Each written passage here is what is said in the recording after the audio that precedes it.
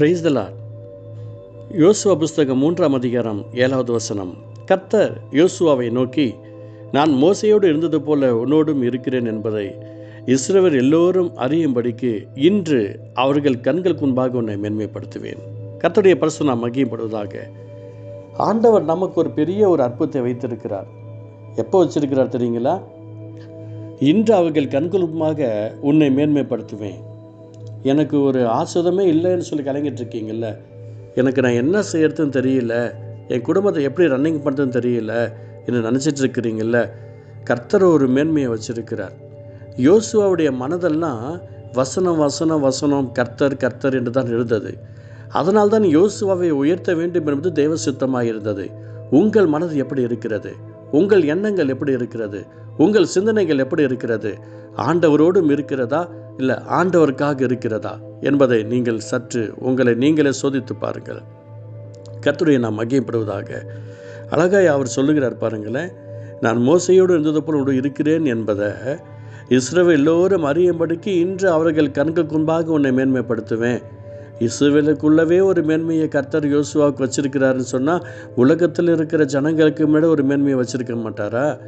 இன்றைய தினத்தில் ஜெபிக்கிற ஜனங்களுக்கு மத்தியில் உங்களுக்கு உயர்வு வேண்டும் என்று பிரயாசப்படுகிற நீங்கள், அடுத்த வாரம் சண்டே சர்வீஸில் நான் சாட்சி சொல்லணும், என்னுடைய தேவைகளை கர்த்தர் சந்தித்தார் நான் சாட்சி சொல்லணும், எங்கள் வீட்டை கட்டினார் நான் சாட்சி சொல்லணும், எங்களுக்கு பிஸ்னஸ் ஆசீர்வச்சா நாங்கள் சாட்சி சொல்லணும்னு நினைக்கிற நீங்கள், உலகத்துக்கு முன்னாடி உங்களை கர்த்தர் உயர்த்த மாட்டார்னு நினைக்கிறீங்களா?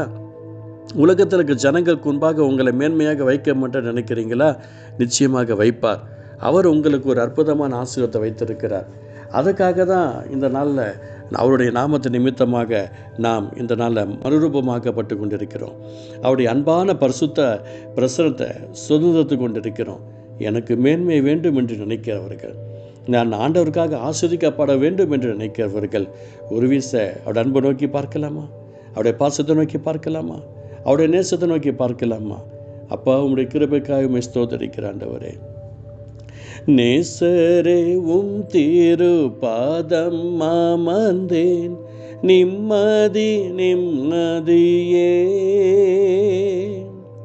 நேசரே உம் திரு பாதம் அமர்ந்தேன், நிம்மதி நிம்மதியே. ஆர்வமுடனே பாடி துதிப்பேன், ஆனந்தம் ஆனந்தமே. ஆர்வமுடனே பாடி துதிப்பேன், ஆனந்தம் ஆனந்தமே. அடைக்கலமே அதிசயமே, ஆராதனை ஆராதனை. ஆம், அந்த அடைக்கலமான ஆண்டவர் நம்முடைய வாழ்க்கையின் ஆசீர்வாதங்களை நம்முடைய ஜனங்களுக்கு மத்தியில் நம்ம ஒரு செப்பரேட்டாக கர்த்தர் ஆஸ்வதிக்க பிரியமாக இருக்கிறார். ஆமாம், அதுக்கு நம்ம என்ன செய்யணும் தெரியுங்களா? கர்த்தருக்காக ஒரு வைராக்கியமாக நம்ம நிற்கணும். பாருங்கள், அந்த வைராக்கியம் உங்களுக்குள்ளே இருந்துச்சு அப்படின்னா நீங்கள் 10ஓடு 1 11 நீங்கள் இருக்கக்கூடாது. You are separate. நீங்கள் தனித்துவமாக நீங்கள் தெரியணும். அந்த ஜீவனுள்ள ஆசீர்வாதம் உங்களுக்குள்ளே இருக்கிறது. அந்த ஜீவ பலன் உங்களுக்குள்ளே இருக்கிறது. அந்த ஜீவ அக்கினி உங்களுக்குள்ளே இருக்கிறது. இப்போ எங்கே பார்த்தாலும் விக்கிரகத்தை நேசிக்கிறதுக்காக, தான் விக்கிரகத்தார் என்று சொல்லுவதற்காக பிஜேபிக்காரங்க நிறைய சிந்தனைகள் எண்ணங்களையும் கொடுத்துக்கிட்டு இருக்கிறாங்க. ஊரில் ஒரு திருவிழா நடந்துச்சு அப்படின்னு சொன்னால் அதுக்கு ஒரு பண முடிப்பை கொடுத்து உற்சாகமாக செய்யுங்க என்று சொல்கிறாங்க. அவங்களுடைய பிளானிங் என்ன செஞ்சாலும் ஏசப்பா ரத்தத்துக்கு முன்னாடி ஒன்றுமே கிடையாது. எவன் வேணால் வரட்டும், ஏசப்பாவுக்கு விரோதமாக, நம்முடைய கிறிஸ்துவ சாம்ராஜ்யக்கு விரோதமாக ஜெயிச்சவன் இந்த பூமியில் ஒருத்தனும் கிடையாது. நல்லா நோட் பண்ணிக்கணும். கன்சிராமன்ற ஒருத்தன் ஆரம்பித்து பிஜேபியை ரொம்ப ஸ்ட்ராங் பண்ண நினைக்கும் போது அவனுடைய சிந்தனைகள் எண்ணங்கள் அதுக்கப்புறம் ஒவ்வொருத்தனுக்காக வந்தபோதும் எவனும் உயிரோடு கிடையாது. இந்த தினத்தில் இப்போ இருக்கிறவனுங்க இவனுங்க 2 பேரும் அவங்களுடைய சிந்தனைகள் அழிஞ்சு போயிடும், அவருடைய எண்ணங்கள் அழிஞ்சு போயிடும், அவருடைய சரீரம் புழு பூத்து அவருடைய வாழ்க்கையின் ஆசுதங்களை அவர்கள் பார்க்கக்கூடாதபடிக்கு காலங்கள் வந்து கொண்டிருக்கிறது. என் அன்பு சகோதரனே, சகோதரியே, இஸ்ரவேல் ஜனங்களுக்கு முன்பதாக உங்களை மேன்மைப்படுத்துவேன்னு கர்த்தர் சொல்கிறாரு. உலகத்துக்கு முன்னாடி உங்களை மேன்மைப்படுத்த மாட்டாரா? மேன்மைப்படுத்துவார். நீங்கள் ஆசீர்வாதமாக இருப்பீர்கள். இந்த ஆசீர்வாதத்தை சுமந்து கொள்வதற்கு நீங்கள் என்ன செய்யணும்? அவருடைய பாசத்தோடு இருங்க. கர்த்தருக்காக வைராக்கியமாக நில்லுங்க. அவனுடைய அன்புக்காக இயங்குங்க. அதான் சொல்கிறார் பார்த்தீங்களா, அவர்கள் கண்களுக்கு முன்பாக உன்னை மேன்மைப்படுத்துவேன். ஆண்டவர் உங்களை ஒரு மேன்மைப்படுத்த போகிறார்.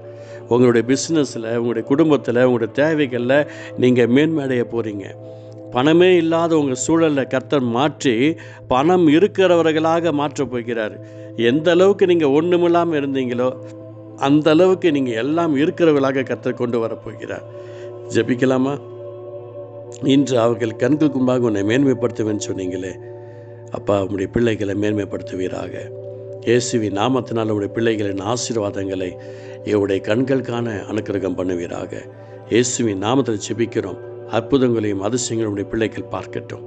கர்த்தர் அருள் புரியும். இயேசு நல்ல பிதாவே. ஆமேன், ஆமேன்.